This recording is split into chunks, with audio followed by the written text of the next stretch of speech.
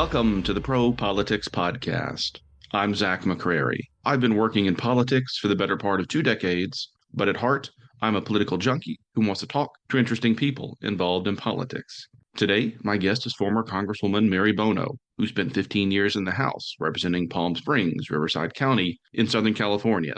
She succeeded her husband in office, of course, the late Sonny Bono, the iconic musician turned TV star turned Southern California mayor turned U.S. congressman, before passing away after a skiing accident in his second term. Mary Bono comes to office amidst that tragedy, and we talk about her unconventional path to politics, what led her to run for office despite that tragedy, how she carved out her own path in the House, writing legislation passed by 3 different presidents, dating and marrying another member of the House, the culture of sexual harassment on the Hill, what she's working on now, and much more from a member with one of the most unique stories in politics.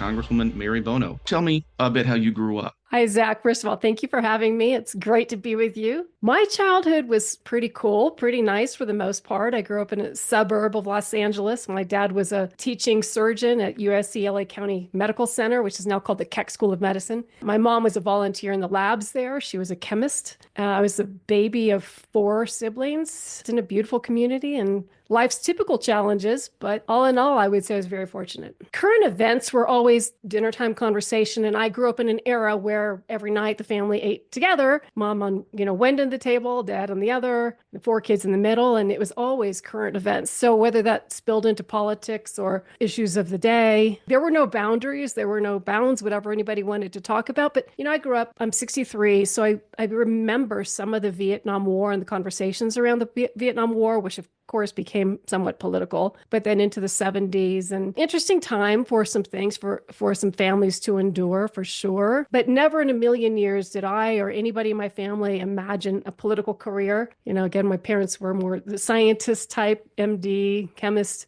Never did I think about politics. Even when it was my time to run, I had to really think about it because I wasn't a political person. I wasn't an ideologue. I used to vote for the person, as that kind of voter, and had to believe in an authentic candidate. Like all children, there are historical figures, historical political figures, Abraham Lincoln, George Washington, that have, I think, an indelible print on us all as we grow up, the lessons that we learned about those leaders and their character and their challenges. But I think my first real admiration for a political figure was Ronald Reagan for a lot of reasons. But other than that, I'm always a little bit of a skeptic. I see them as mere mortals, our leaders they're people too. So I guess, even when I back somebody, I'm kind of holding back a little bit of protection that, geez, they might screw up and I'm going to be left holding the bag.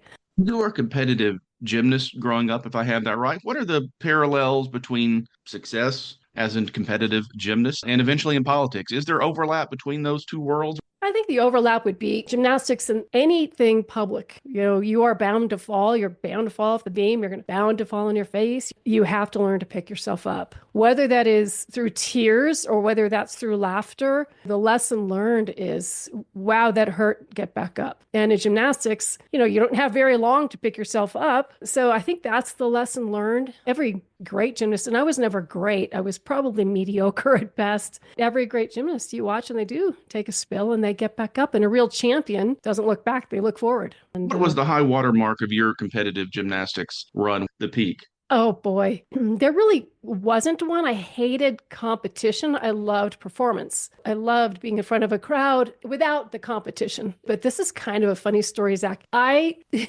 looked like Olga Korbut when I was young. The 7-2 Olympics, I was 11 then, and I was called Olga throughout my whole gymnastics career. What, gold medal Olympian from the Soviet Union, is that right? Yes. Hey, good. Thank you. Olga Korbut was beloved. And by the way, she became beloved because she stumbled on the bars. She hit her feet and botched her routine. Afterwards, she was crying, and there was so much compassion for her and love that she really was just an amazing figure. But the funny thing was that I was called Olga. So I would do my hair like Olga would do her hair. And in meets and exhibitions, I would be called Olga to have to kind of perform some of Olga's things. So it's kind of a fond memory. Well, what is the story then of Mary Whitaker meeting Sonny Bono, and where was your life headed professionally and otherwise? Where were you headed? What direction were you headed before you meet Sonny Bono, and how that changes your trajectory? Sure. I met Sunny the day after I graduated from college.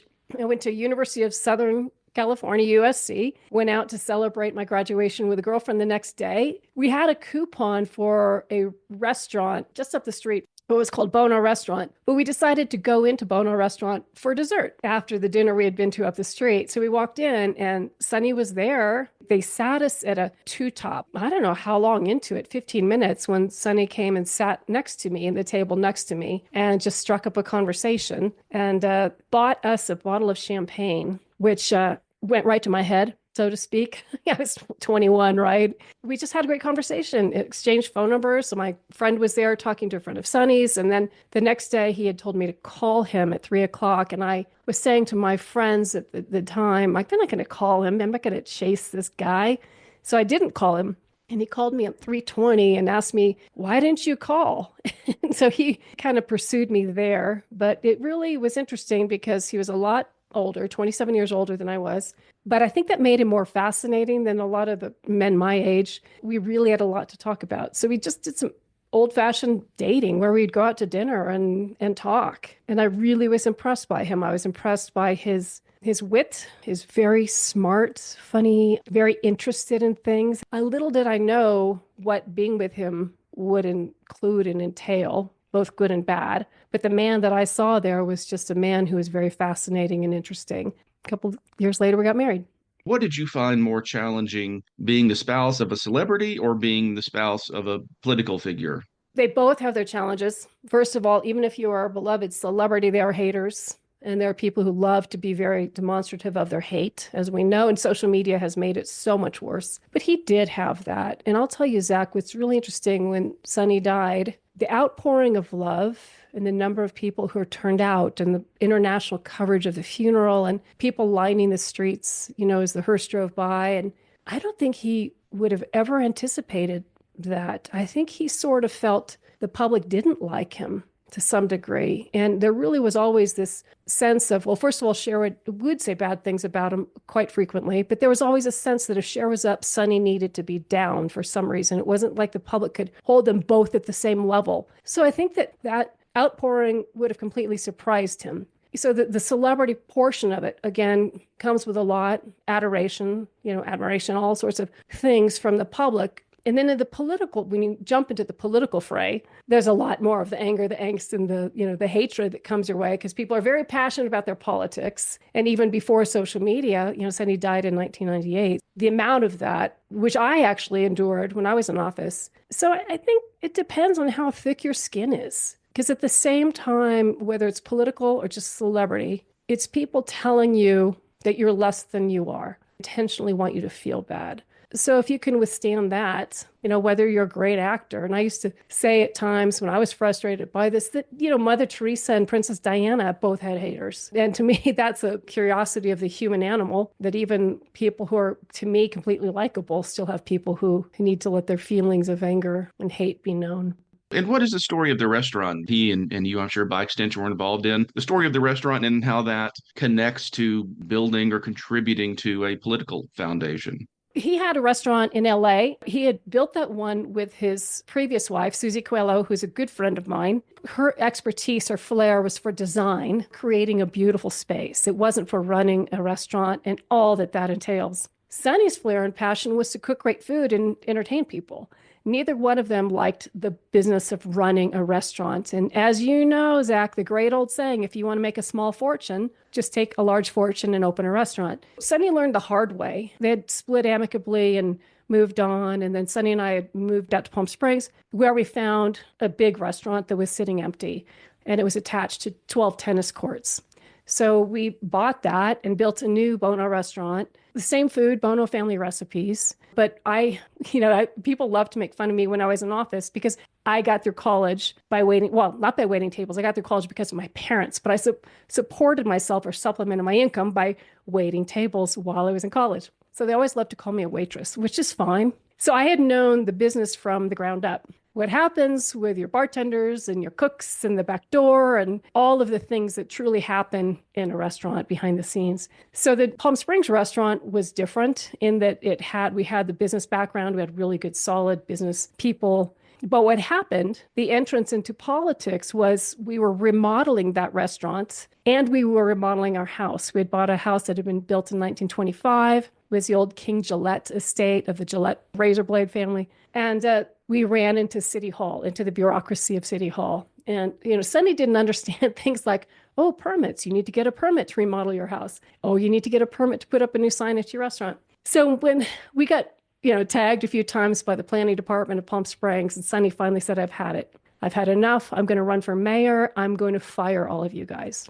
So it was really that run-in with red tape at City Hall that Sonny decided to get into politics. But the funny thing is, he had never even registered to vote before. Even though he was politically active on various campaigns, especially in the 60s and the 70s, he was a great supporter of Gerald Ford, of Ronald Reagan, but he had never voted. Here he's early 50s, and he finally registers to vote, and he runs for mayor, and he wins. And, the story is so often people do get fed up, whether it's fed up with the planning department, federal government agency, people get fed up and they run. That was his case. And I think to some degree it was the dog caught the car, because then he was a mayor and he had no idea how to be a mayor. He literally had the City Hall staff write scripts for him to conduct meetings. He loved it. He served 4 years as mayor and was a hands-on mayor. I think people overall enjoyed his service. A stint as mayor, runs for U.S. Senate, then successfully runs for U.S. House in 1994. In terms of national politics, how do you describe Sonny Bono's politics? A Republican, obviously, California Republican. Where do you put him on the political prism? Well, which version of Republicanism do you want to talk about anymore? Because it has shifted so dramatically. Well, what does it mean to be a Sonny Bono Republican? If I say I'm a Sonny Bono Republican, what does that mean?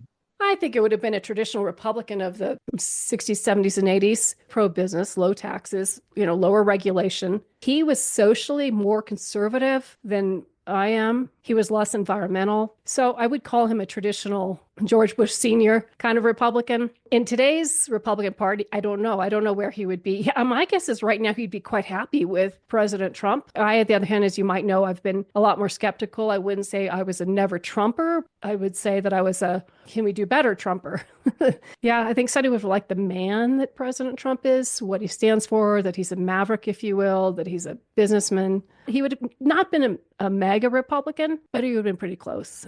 You mentioned he would have been surprised at some of the outpouring of affection that came after he passed away. And he was someone who was easy to characterize, especially from the national press, as something of a dilettante, comes out of entertainment. He had a variety show where the entire premise was he was the straight man looking silly. But I know many who served with him, who covered him, journalists who covered him, say that he was really sharp, a really talented political operator. I remember Newt Gingrich saying at some point that after Republicans took over in 94, Gingrich was the top requested surrogate for the rubber chicken. Surrogate number 2 was Sonny Bono. So it had a lot of respect among those he served with and those who covered him. Can you give a little bit of flavor of that sharp, talented political operator version of Sonny Bono that maybe cuts against the image that he himself helped craft for so many years as a little bit of a lightweight, but in reality he was in short order of growing influence and had made a real impression on his colleagues in the House?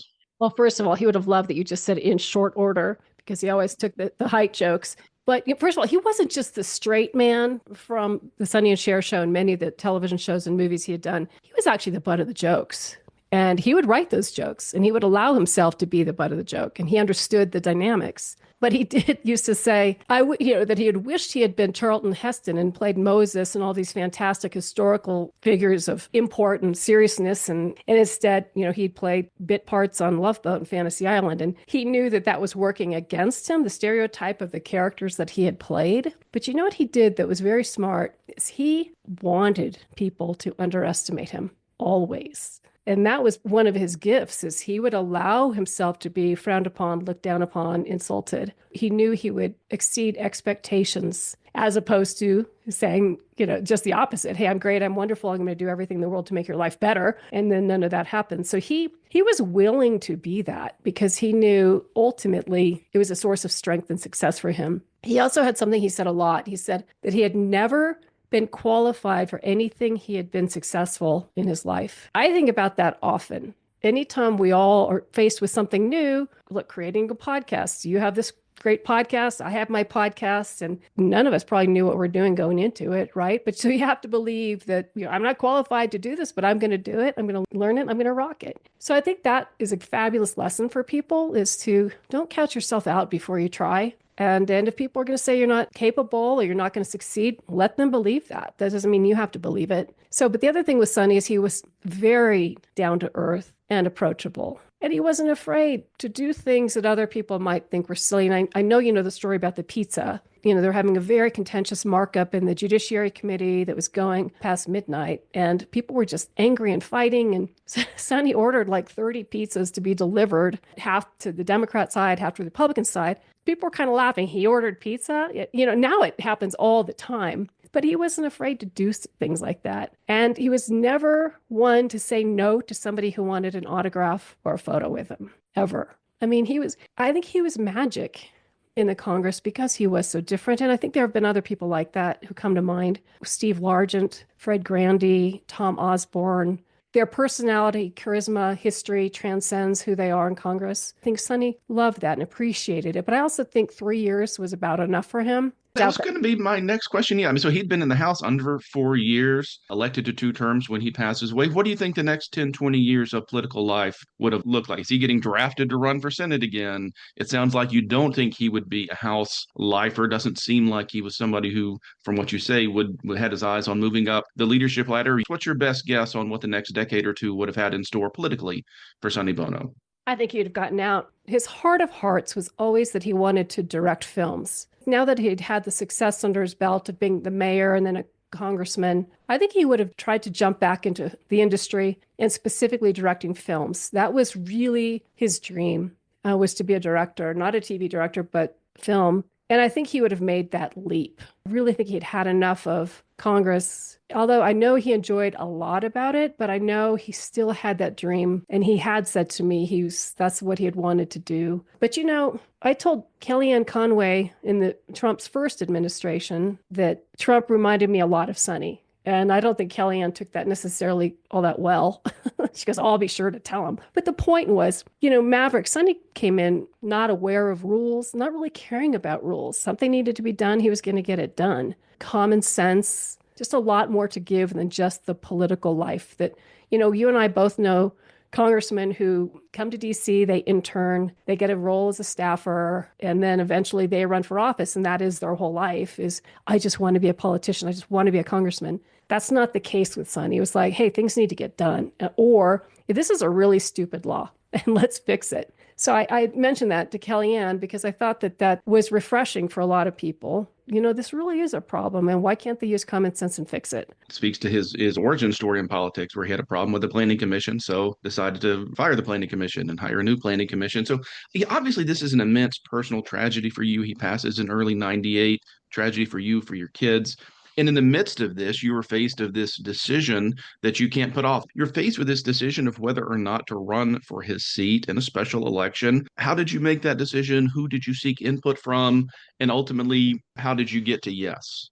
Well, that was very interesting because I was not aware at all about widows being tapped to run for office. But the people who were in my house for that first week after Sonny's death, President Ford, who became my campaign chairman, but he was in my house. He was at our family services. He was a huge part of the first couple of weeks in the transition to running. But I had the Southern California Republican delegation in my house, Jerry Lewis, Ken Calvert, David Dreyer. They were all in my house. And what it started happening, this is probably 2 days after Sonny died, but they began talking to my father about this. Sort of I was hearing whispers about this. And finally, I don't remember who broke the news to me, but, they asked me if I would want to run. As you're saying, I had to talk to a lot of people, but the backing that I got was, love him or hate him, but Newt Gingrich was one of the first. And then again, President Ford, as I said, that congressional delegation, Jack Kemp campaigned for me, convinced me to run. I can go down the list, but a lot of luminaries in the Republican Party were encouraging me to run, but it took more than that. So I visited with other widows who were serving in the Congress, Joanne Emerson, Lois Capps, asked them what they thought. And they both encouraged me to do it. They said that it's doable. Both Joanne and Lois had kids. They weren't as young as my kids, but they said you can do it. And the one thing that they told me that I fell for was that Congress is out more than they're in. But they encouraged me to do it. They thought it was far more flexible, that I'd be home a lot more than I was.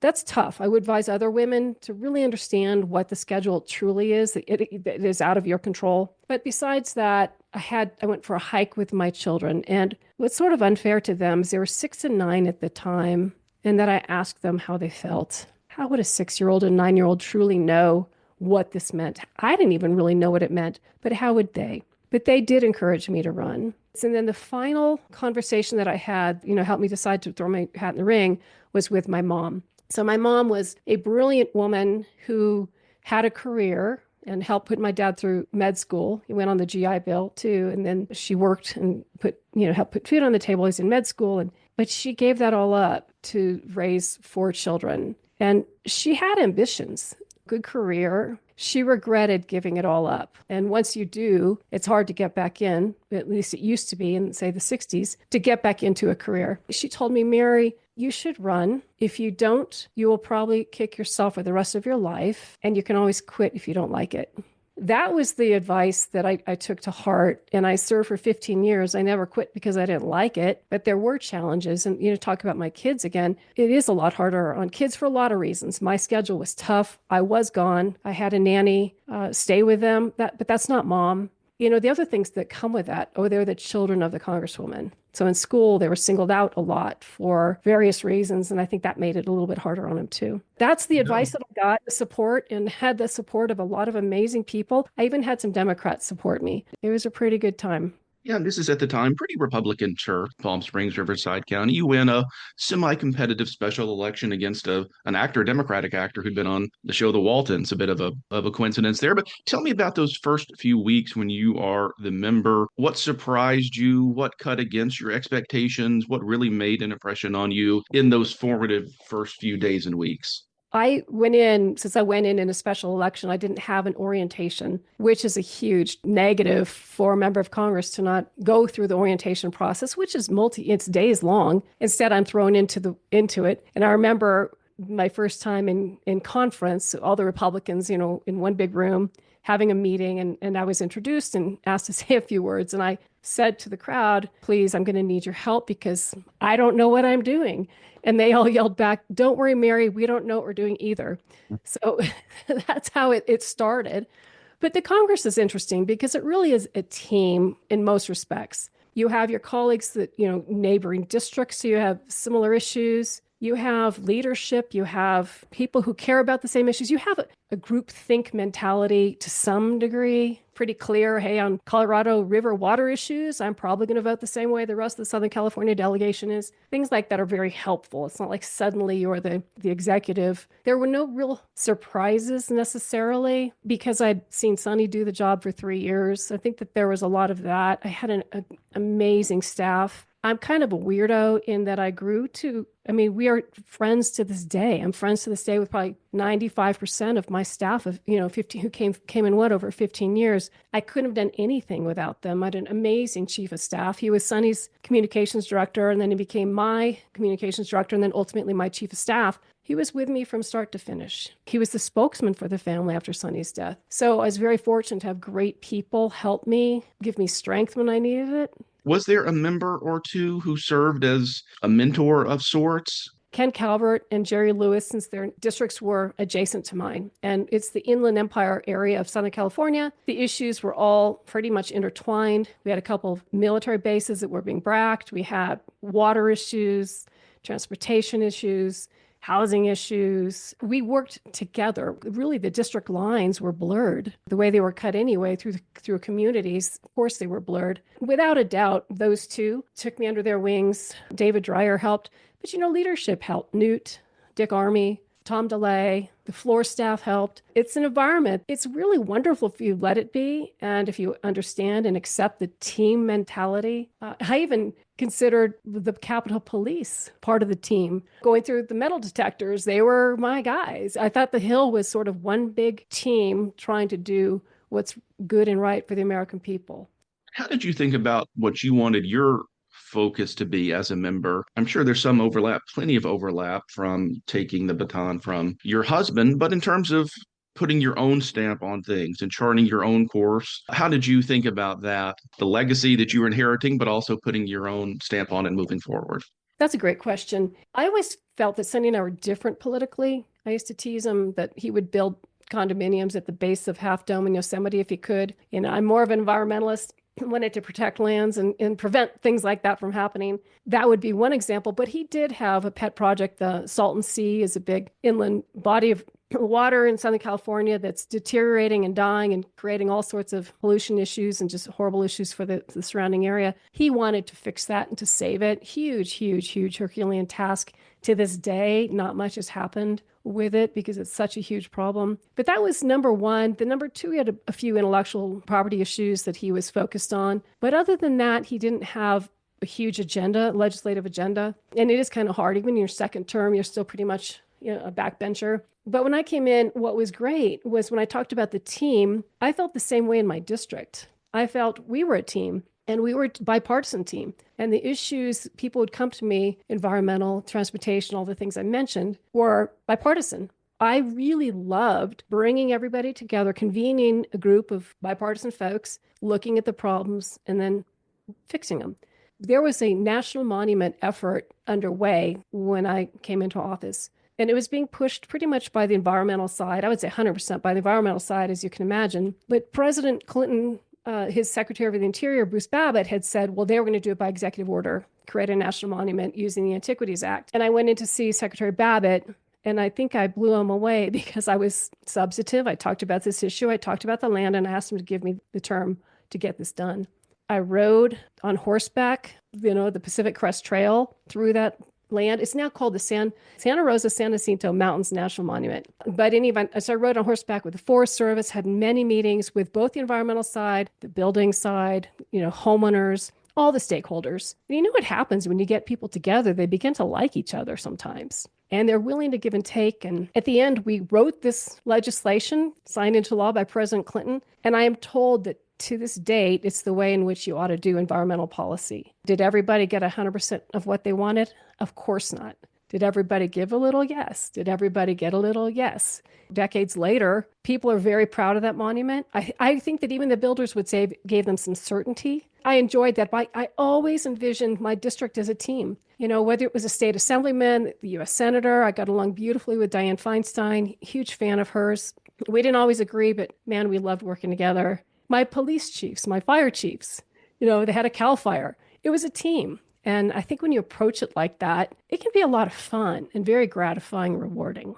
15 years in the House, you saw a lot of important things happen in that time, but most votes in the House are pretty anticlimactic. Most committee hearings are pretty dry. But what do you look back on as a really intense moment or two on the House floor where there is this real sense of urgency or real sense of drama? Is there a moment or two, a vote or two that comes to mind that speaks of some of the drama that can occur in the House? Not that they were the most historical votes necessarily. And we did have a lot of those. We had impeachment, unfortunately. The two that I remember most were the Part D, Medicare Part D debate and vote, which was kept open for 45 minutes and a lot of arm twisting. Just the amount of pressure on members, the deal cutting, watching it in real time. And of course, the journalists can see who's huddling around who, where the scrums are on the floor and who's holding out for the bridge in their district or whatever it might be. And that was intense. The lobbying on that was on the floor was pretty intense. And then I don't remember what the vote was, what the issue was, what the bill was, but the whip had assigned certain members to guard the doors, the exit doors, so Republicans could not leave the floor. And I cannot tell you the outrage by the rank and file on how dare you tell me I cannot walk out of this chamber? How dare you tell me I can't go to the bathroom? And that was perhaps one of the dumbest moments I had ever witnessed. Tell people who are strong-minded and trying to do the country's business, and you're preventing us from leaving because we voted a different way than you wanted to vote, and you're going to guard the doors until you flip the vote the way you need it to be. I don't remember the issue, but I remember the tactic. It was very stupid. But the moments of solidarity stick out too. The times we came together. It wasn't a vote, and I know you remember this, but after 9/11, when we all stood together, Republicans and Democrats on the steps of the Capitol, and sang God Bless America together. And that was not scripted. That just happened. And it was a fleeting moment of absolute beauty that we understood the pain. We were all in pain. America was in great pain, yet we came together and showed some solidarity, some understanding. So that stood out too, the better side of the house. And you mentioned some occasional strong arm tactics. You're somebody who you go back and look at those old National Journal ratings and you're 60-40 voting conservative or 70-30 voting conservative. So toward the middle of the House, was there ever a vote that you felt like you were in the doghouse Oh, with the yeah. leadership? And what does that look like for a member to be in the doghouse? Oh, I'll tell you, I'd rather be in the doghouse with leadership than my constituents. It's not that it's a popular vote. You could just take a poll, right? If you had to just have your constituents decide. The point is to use your best expertise to learn the issues, to study, to read up on the science if it's, scientific issue. I took votes that leadership didn't like. I think they just sort of turned the other way because I never killed a bill or passed a bill against leadership. Many members would use those opportunities to extract promises from leadership. I never did that. But I'll tell you the one I got in the most trouble for was I voted for the climate change legislation. It was very interesting because I think it was six of us who voted, Republicans who voted to pass the climate change bill, and I don't, cap and trade basically. The notion was to push it to the Senate and then go to conference and work it all out because there were some strong voices on the Senate side and the Republicans with John McCain and Lindsey Graham. So that was the plan. And then when the six of us took that vote, and it wasn't pretty, we were eviscerated by, you can imagine who's. And then Lindsey and John, in the Profile and Courage, decided to not bring the bill up because they saw the outcry, the outrage. And so they sort of left us all hang out to dry, which was unfortunate. But, I was the only one of those six people who took that vote in committee. So leadership had an opportunity to change my mind or to sway me before the floor vote, and they didn't. So I think they knew that they had the votes, but at the same time, industry was outraged. But the point wasn't, again, to pass that bill, but to get it to conference. And so that just all fell apart. I had some outrage from constituents who thought that I betrayed the party on it. But the thing in my congressional district, we didn't produce any fossil fuels. We're big on geothermal, solar, wind. I mean, like them or not. And again, this is, 20 years ago. So we know a lot more now than we knew then. But our energy production, and we're pushing hard, and many businesses in the district were pushing hard to do more renewable energies. But I stand by that vote today. Did you ever feel like you were punished, that your own leadership was wrapping you across the knuckles, try to send you a signal, whether subtle or less than subtle? Never. And I just want to point out both parties do this. I would say, in my observation, the Democrats are more ruthless about this with committee chairmanships and what they might give or take for loyalty to leadership. So they both do it. Look, I also represented a very strong LGBTQ. Back then, the alphabet wasn't the same, but a huge constituency. And I supported things like the repeal of Don't Ask, Don't Tell. Leadership knew where I was. I never surprised them. Whenever I was sort of out in the wilderness, so to speak, from the party, they knew why. They knew I had good reason to do it. They left me alone. Over time, they began to respect me for that. But no, look, all of my leaders were great to me. They were mentors. I don't know, maybe they punished me and I just didn't know it. I don't recall projects being stripped from my district or anything like that. I was frustrated a lot. And you might know this, that I've been very involved in the opioid epidemic since about 2007 when I was in office. Well, let me ask you about that. Yeah, why did that issue, the prescription drug issue, opioid abuse issue, why did that become a passion for you? Can you tell a little bit of that story? And then just more broadly, what do people who were pretty smart, pretty savvy people in general still not know about this topic? Well, this is a great question because whether it's as a whole, the opioid epidemic, you could teach college courses on everything that went wrong. Over a dozen federal agencies with some role in this problem.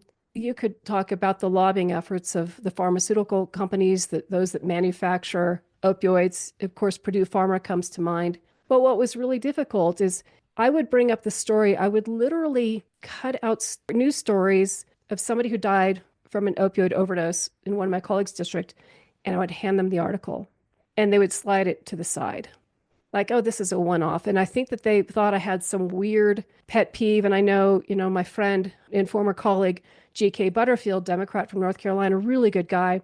he told me, and he actually said it in a committee hearing, that he thought I was just a hysterical mother and chalked it off to that. And he apologized for that. People at that time slowed down progress, slowed down. Number one step was to admit we have a problem with any problem. But certainly that's true with, a substance use disorder. Number one step, admit you have a problem. But we were being countered. It was Hal Rogers and myself, congressman from Kentucky. He's a great man. We're the lone wolves. We would be countered, whether it was by drug companies, whether it's by the American Medical Association, whether it's by individual sort of medical associations. They were one step either ahead of us or behind us. If I had a hearing, eventually when I became a chairman of subcommittee and had hearings on this topic, I would look at who had had a fundraiser the night before and who attended, who was there talking to my colleagues.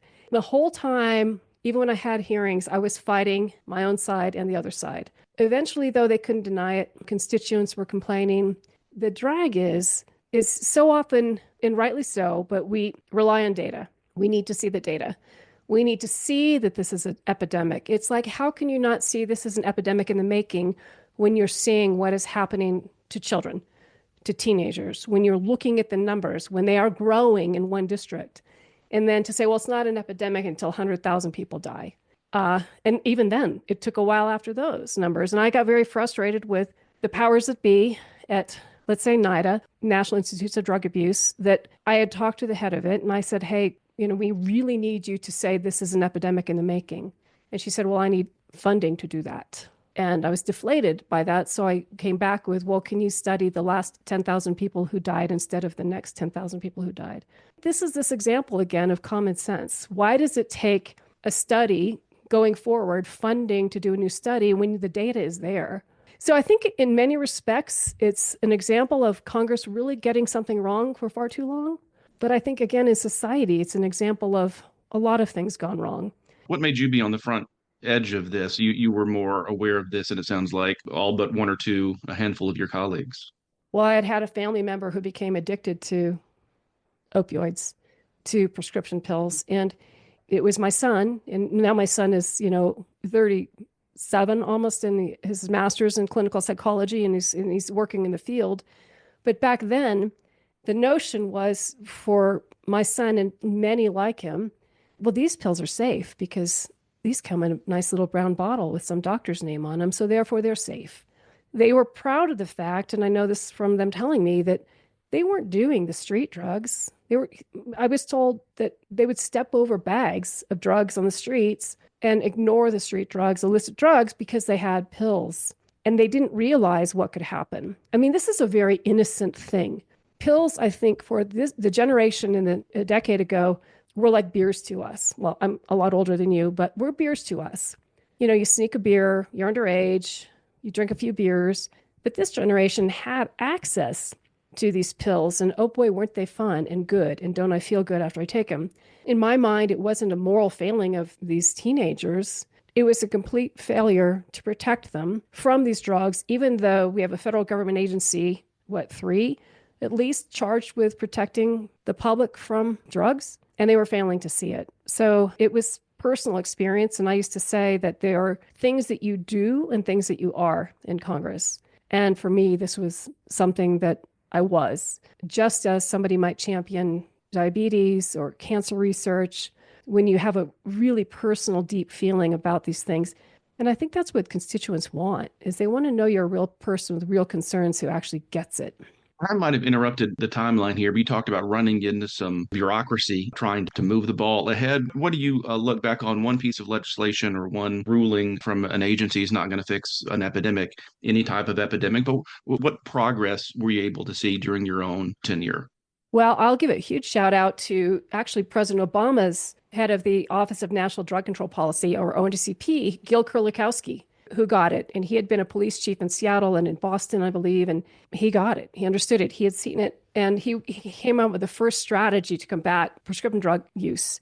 More and more people were open to it. In the Congress, I had a number of bills that went nowhere, but eventually all of Congress is on board with great legislation, the Support Act, providing funding for treatment, recovery, prevention. So eventually people came on board, but I would give Gil Kurlikowski a big hand. I would also say the DEA, believe it or not, they knew what they were up against. as far as what was happening to our children and out in the streets in the real world. But the people who were fighting them were the same people who were fighting us in Congress, fighting Hal Rogers and myself, and trying to do things like require prescriber education, that doctors should have in med school some understanding. And I understand that doctors don't want to be told what to do by politicians. I respect that greatly. However, in this case, the fact that kids were dying from these things, and there was a disconnect between books and movies are made about this stuff, but how pain being the fifth vital sign, and how pain folks were able, and the drug company folks were able to change the narrative here. So in any event, DEA, the leadership at DEA and rank and file, they were doing what they could, but they weren't getting necessarily the signals from DOJ that they needed to have on where to focus their attention. It would be fun to teach a course on everything that went wrong with this. And how do you prevent that from happening again? Bouncing around a little bit, actually, in your very early stint in the House, you were selected, added to, I don't know if it's more of an imposition, but were part of the impeachment committee against President Clinton, which was already hot and heavy by the time you're elected. Republican leadership put something of a spotlight on you, adding you to the Judiciary Committee as that was starting to move. What are your memories of that time? How do you look back at it with nearly 30 years hindsight? It was a very, very tough time. Dark time, tough time. Again, my staff was fantastic. There was a time where I had to have police protection in my home overnight because of threats and such. But politically, it was very tough. The pressure on me, and I was the only Republican woman on that committee, and I was also a non-lawyer. It was also tough because if you go back and you look at the 4 articles of impeachment, and if you looked at the process, the Democrats weren't even looking at the evidence. We were, our side was. I think every single person on the committee was in the evidence room. And I get it because it was political. And so why would you? But the drag was, to me, it all could have been prevented in hindsight. I think had President Clinton been honest, more forthright, and admitted he made a mistake, then Newt would have had to move on to something else and find something else. And I mean, God, the irony here of somebody, a male member, male politician dallying with somebody. In any event, it was unfortunate. And I'll tell you that, in my view, the most unfortunate part about it now is the impeachment process has been weaponized, far too easy to do. And I fear for that because it really sucks up a lot of time and treasure from the Congress. You know, you're hiring extra staff, you're doing tons of extra work, hiring investigators, and these have become 100% purely political votes. And I hope we get away from that in the future. The good side, if there is that, or the behind the scenes side that I think is also important for people to know, is that for me and a handful of us on that committee, we would go out after hearings, after work with members from the other side. And we got along well as people and we understood where everybody stood. I went out, Abby Lowell, who was the counsel for the Democrats, would go out to dinner with us. And it was sort of like the coyote and the sheepdog that you punch the clock and now we're going to go out and have respect and collegiality and get along. I feel like somehow that's important for people to know that some people do actually work like that. But it was a really, really tough time. And I was picked on a lot. And I think had a character play me on Saturday Night Live a couple of times because I asked the question of one of the president's lawyers about, what do you tell the children? And they made so much fun of me. But at the end of the day, we had nothing. It was a character, it was a mistake. It was like, how do you tell your children that when they're seeing this in the headlines, when they're hearing it that the president lied, how do you explain that away? When we grew up with George Washington and a cherry tree and he cannot tell a lie, whether that's a fable or truth or whatever, it is something that gave us all a lesson in character. So I really meant that question, but the public acted like it was a pretty stupid question. Oh, well. Was there a vote or two that was just tougher for you personally that you grappled with more than others, that you were on the fence more on, that kept you up at night more than others? Well, climate change, there's no crystal ball on right and wrong. I did believe, and I do believe, that man contributes to climate change. I do believe we should have been mitigating for a lot of this. Look where we are this year. And I have a sister who lives in Asheville, North Carolina, and I have a son who lives in Los Angeles. That was tough because we didn't have the answers, but I felt like, again, we needed to talk about it. So that was one. There was one, this is a really nuanced one, but the Terry Schiavo vote. If you remember Terry Schiavo, so she was a woman on life support, and there was a question, they wanted to remove her from life support. The husband wanted to remove her, and her parents, I guess, said no. And there was this jurisdictional issue. And Thank you, because you remember far more of it than I do. I believe it was Tom DeLay who really decided to make this a political issue and elevate it to the Congress. And we had just been released on Friday. We were done voting, and I'd just flown back to California and arrived when they called us back to vote on that. And I was incensed because that is not Congress's role. It was a political vote. I get it. But that was not the role of the Congress to take a vote on this woman's, it was up to a judge and to a court, not us. So that one upset me. We were way out of our jurisdiction. Stupid decision. And God bless her and her family and the fight and the issues. And sometimes these are really tough things that happen in our society, go before a judge and judge makes a decision. We're not the appellate court for that judge. That was a mistake. during the height of the Me Too era, I know you were quoted in multiple places about some of the elements of a toxic culture in the House. There were false rumors about you in the National Enquirer and all sorts of wacky things. What were your experiences like on that front? Well, the wacky stories in the choir, there were a few, but my favorite, and I think it was on the cover, not the whole big cover, but a little tiny piece of the cover, was that I had had an affair with Newt Gingrich. Those things hurt at first, but then they become so laughable that I'd work them into my stump speech. And I would make fun of it, because at that time I was serving on the Judiciary, Armed Services, and Small Businesses Committee, which are great committees, especially Armed Services and Judiciary. But for a non-lawyer, it wasn't my bag. But I wasn't on an A committee, Appropriations, Ways and Means, Energy and Commerce. So I used to joke, if I had had an affair with Newt Gingrich, wouldn't I have ended up on an A committee? So I was able to turn those things and use them as like a funny moment to diffuse them. The issue about, and I talk about this a lot, and in my podcast, I just had the head of the Navy SEAL Foundation, a woman, on, and we talked about women in leadership roles. What do you want to tell other women? And also, what do you tell a woman who works in a male-dominated field? So it was very interesting. But it was never sexual for me, in my experience, because of my role. It wasn't sexual harassment where somebody held a job over my head.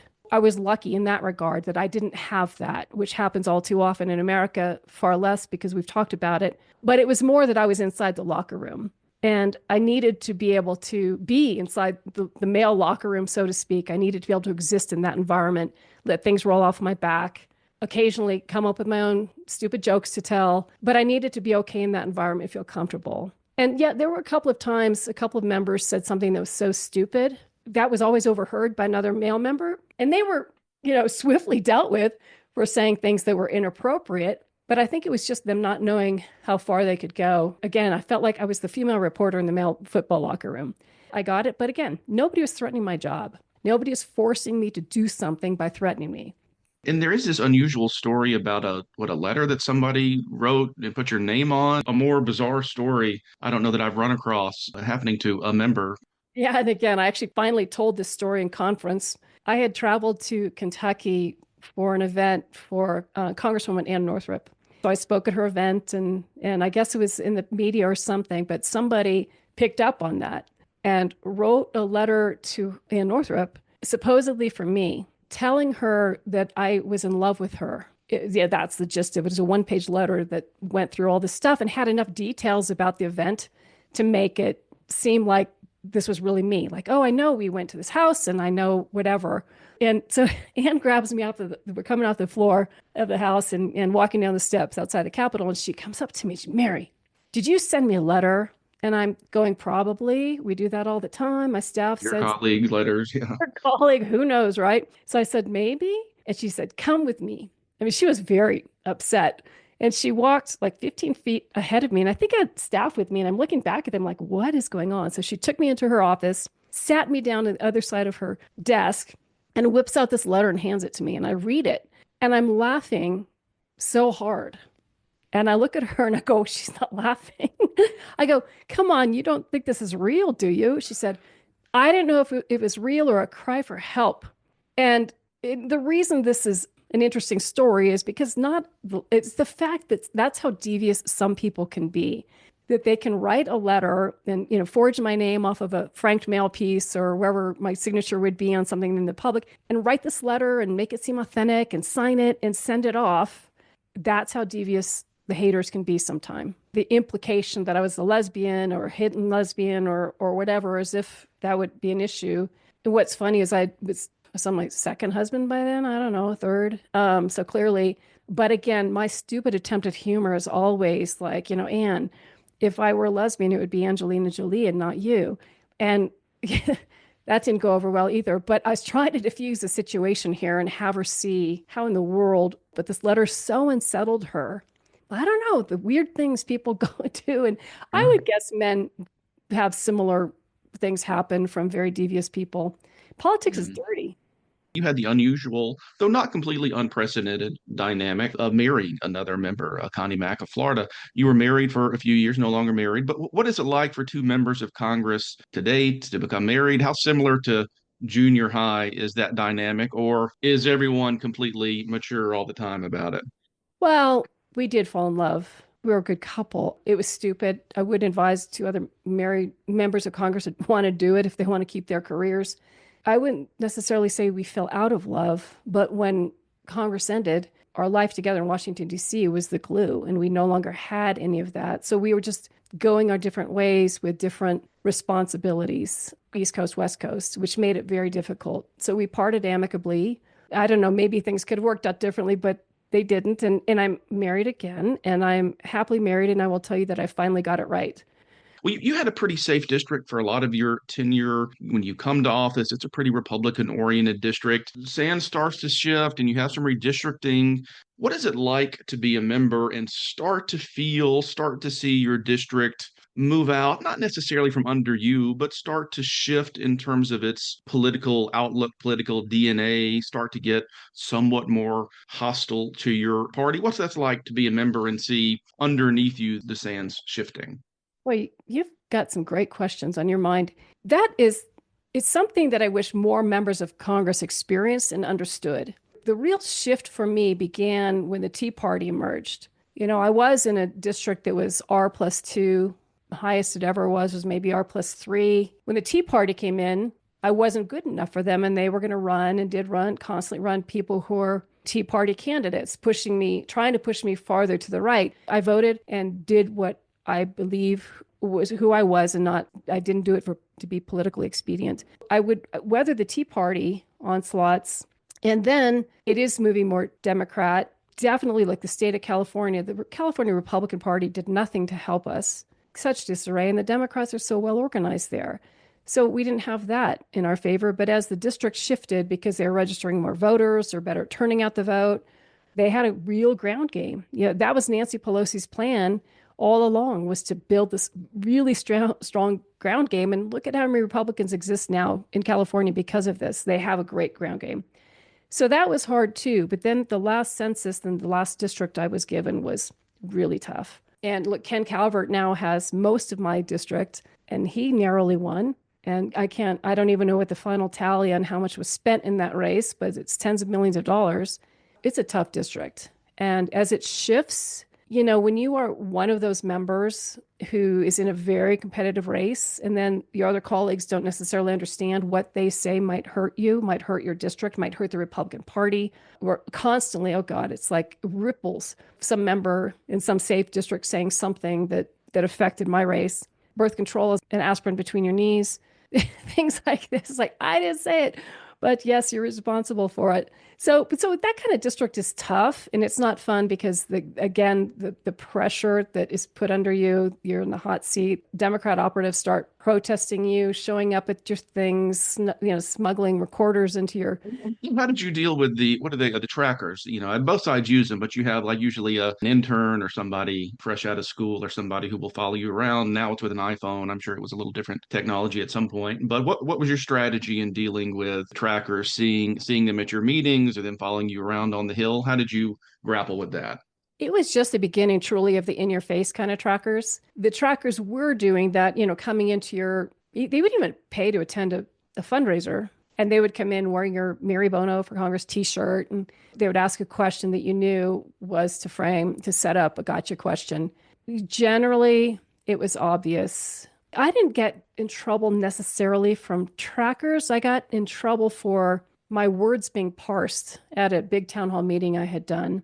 like I wasn't a trained orator and I'd never done public speaking before I ran for office. Sometimes I say things and imply things and assume the listener understands what I mean. But I did a big town hall meeting, hundreds of people, back when they were safe to do before Gabby was shot. And this was during the Abu Ghraib prison scandal. And I said something to the effect that I believe this will blow over. The details were just coming out, and I believed it was a limited problem. And they parsed that and used that in commercials as if I had said that about the entire war.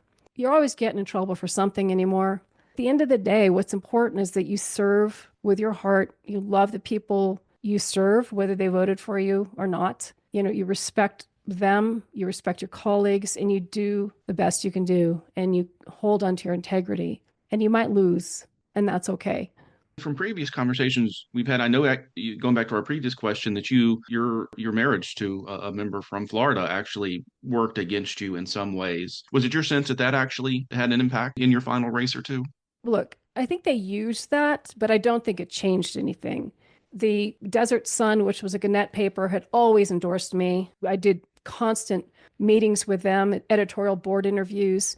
They decided to switch because the district was switching, as you talked about, right? And that was when journalism and print media was on the decline. And I think for them, it was, ooh, let's speak to this growing Democrat group and to the Latino voters. And it didn't work for them, but they did it. They gave up on their own integrity, I think. That was the first step. And I think it had nothing to do with that. Although the Desert Sun was demanding to see my schedule, I refused to give it to them, and they thought that meant that I was indeed not in my district. The point was, it's none of your business. And my parents were dying, and I was in North Carolina too. Are you going to hold that against me? Both my parents were sick, and I would travel there, or I would travel to do fundraisers. I mean, who are you to say how I'm representing this district has nothing to do with you seeing my calendar? Because they knew. And, the congressional district I had was geographically quite big. I was at events. I was at multiple events, and they knew it, but they still were trying to make that an issue. The other thing that the other side always does is misinterpret your words. I had quoted a LA Times story.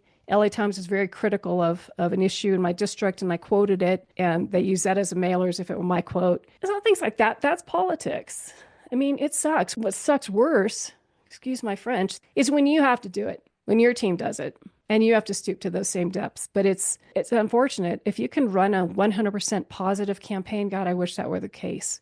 But, if you're not getting down in the dirt and trashing your opponent, super PACs are. The people on your behalf are. In my district, we had an issue. It was over my opponent didn't like Thanksgiving, and so we picked on him for that. But super PACs picked up on it and ran big commercials and sort of insulted over 13 tribes in my district, sort of insulted the tribes, and the tribes are going, Mary, please pull down these commercials. Like, they're not my commercials. I don't know who's doing it. I don't know how to pull them down. That's politics. And if you're not doing it, somebody's doing it for you, and it's unfortunate. You've been out of office, a decade or so now. What have you done in that time you're the most proud of? What are you doing now that gets you the most excited? I do run a nonprofit, a very small nonprofit called Mothers for Awareness and Prevention of Drug Abuse. So it's still my cause, I think, if you would, my calling. Engage in places that we don't need a lot of money to do. We go upstream where we can. So I do that, but I have my podcast, which is Sagely Speaking with Mary Bono. Two friends convinced me to do it. Actually, one friend, my friend Kim, really did convince me to do it. So we started small and slow, and every day to this day, we figure out what we're doing right, what we're doing wrong. I was blessed with 15 years in public office. I'm just a common sense, regular Joe, but I feel like I still have a voice. And I think to give up on that voice would be a mistake. So I work on Sagely Speaking. I love it. It's fun. Watching the metrics is fun. I get some great guests, great topics. I started only in the drug abuse prevention topic, and now I'm into astronauts and admirals and, FBI, DEA, and just a lot of great, fascinating, interesting people. I interviewed a woman who I met her, and I go, wow, you've got a story. She was a marketing executive for Whole Foods. And one day she said, and she had a political science degree, worked in DC for a couple of years. She's at Whole Foods, and one day she said, you know what, this isn't for me. She walked away from it and decided she was going to become, guess what, of all things, a bison rancher. So now here in Southwest Colorado, where I live, she has a huge 900-acre bison farm. She runs it by herself. I just think that's an amazing story. You get out there, it's 10 degrees below, and you're dealing with bison calves and big, huge bulls. And so I interview people like that. And because I think this change in life, sometimes happens, or whether you're saying goodbye to corporate world and taking a risk, is fascinating. So anyway, sagely speaking, we've made it past the 1 year mark, and we're booked out for the next 6 months. So No, that's exciting. I'd absolutely recommend people track down Sagely Speaking, add it to their podcast repertoire. Let me ask about a couple of recommendations from you as we end here. One thing that you just mentioned that made my antenna go up, you went as a very regular person, and then all of a sudden you're thrust into politics and having to make speeches in small groups, make speeches to big groups, be in committee hearings, be on the floor, be on camera, talk to reporters. Is there a trick or two you picked up, especially in maybe those first months, first years, about how to communicate? How did you get better at it? Public speaking and the fear of it is a common human trait for many, many, many people. I used to feel I'd rather tumble, do round off by counts or backflip in front of people instead of actually have to say anything. So I did have to overcome that. I remember when I first announced, there was a lot of press speculation and press coverage because, I was Sonny's widow. And then Ralph Waite from the Waltons was my opponent. And this is just great. Huge press corps following us. The day I announced, I step up to the podium for my speech, which was written, and the People magazine reporter accidentally picked up page 1 for me. It was gone. So I'm staring at page 2 of my speech, and I freeze for, I don't know, 15 seconds, and I just had to wing it. Luckily, it worked out. Then after the speech, he comes up and apologizes to me. It was completely harmless. He didn't intend to do it. Handed me page 1. I should have framed that.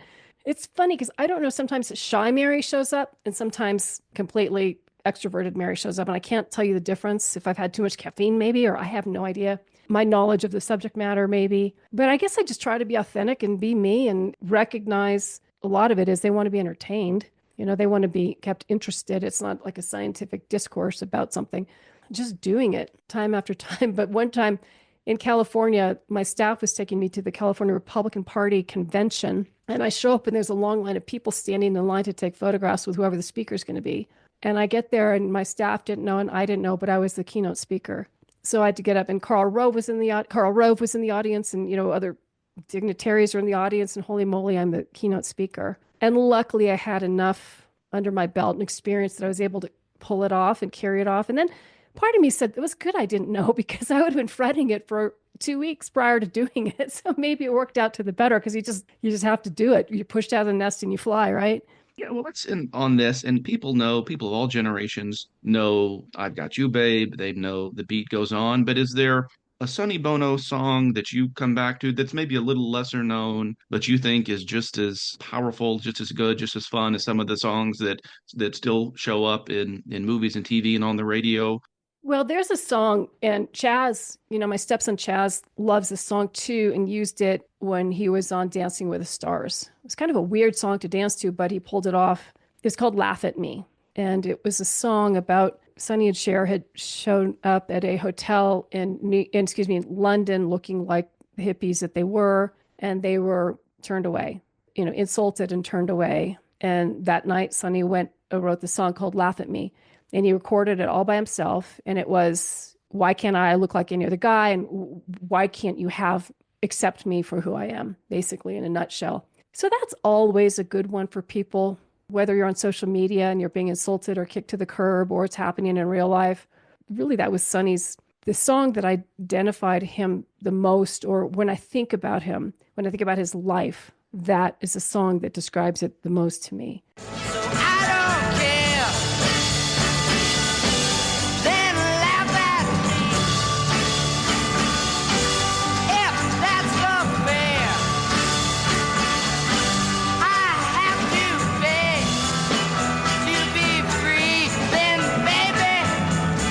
At me, and I'll cry for you, and I'll pray for you. But look, music, whether it's Sonny's or a whole bunch of other musics, Zach, I'm getting my star on the Palm Springs Walk of Stars in March. I've never asked for that. I've never wanted it, but my producer of my podcast put me up for it. The committee accepted it and said yes. I've never asked for it. They're asking me for my walk-on music and all this kind of stuff. And it's like, wow, that's, you could say, I don't care, but it's a big deal. It's like, I don't know. I'm trying to boil these things down. What music does, resonate with us as people, or what would you call your theme song, the theme song of your life? It's an interesting, fascinating thing. But, music and the music business has always been something that's important to me, and music matters a lot. But I don't listen to Sonny and Cher much. I don't listen to them often. Sonny's been gone for 28 years. It's amazing. So I was talking to my friend yesterday who is also a widow or was widowed. And sometimes it feels like a minute since the person who you love has been lost. And sometimes it feels like a lifetime. And you don't know which is going to be. But I have learned to try to avoid triggers in life that just bring up sadness. So to some degree, I try to avoid them. But I still work on those songs and work on those catalogs and do what we can to keep those songs alive, keep his legacy alive. I probably have music on all day long listening to it. Truly one of a kind story in American politics, which was really enjoyable. Thanks so much for your honesty and insights, Congresswoman Mary Bono. Thanks for your time today. Thank you, Zach. First of all, compliments to you. You're a Democrat. I'm a Republican. I served as a Republican. You're just amazing and extraordinary, and you get the human side of everything that we all do in that business. So thank you for having me. It's an honor to have been with you. Thanks for listening to the Pro Politics Podcast. Please subscribe so you can access each episode first thing every Tuesday morning. And if you're so inclined, leave a rating and a short review on your podcast app to help more people find this podcast. And follow us on Twitter and Facebook for updates on upcoming guests. Thanks for listening.